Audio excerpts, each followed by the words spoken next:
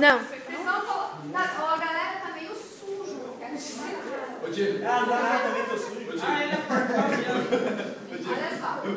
A maioria tem esse daqui que é um triângulo. Então a gente vai, quem não tem triângulo, dobra aqui e faz um triângulo. Olha a geometria. Coloca no chão, base pro espelho, pontinha pro, de novo, pontinha pro pavimento. Pode cortar, professor? Só que pontinha pro pavimento. Pode cortar?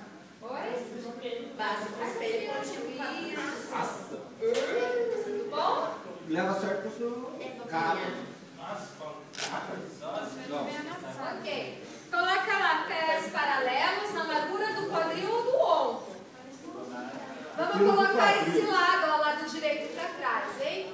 Perna para trás. Foi. Braço.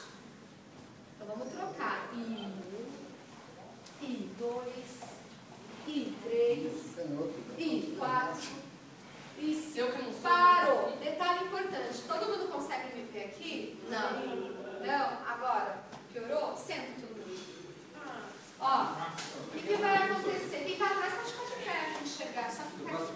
Consegue me enxergar agora? Então olha essa coisa interessante. Se vocês fizerem isso aqui, ó, tá vendo a pontinha? Eu tenho que ir no máximo com o pé na linha. Se eu fizer isso aqui, ó.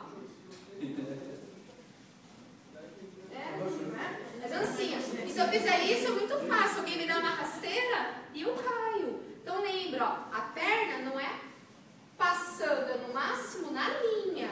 E é lá atrás, ó, grande. Daqui eu consigo entrar numa esquiva. Agora, se eu tô aqui, eu consigo entrar em algum lugar?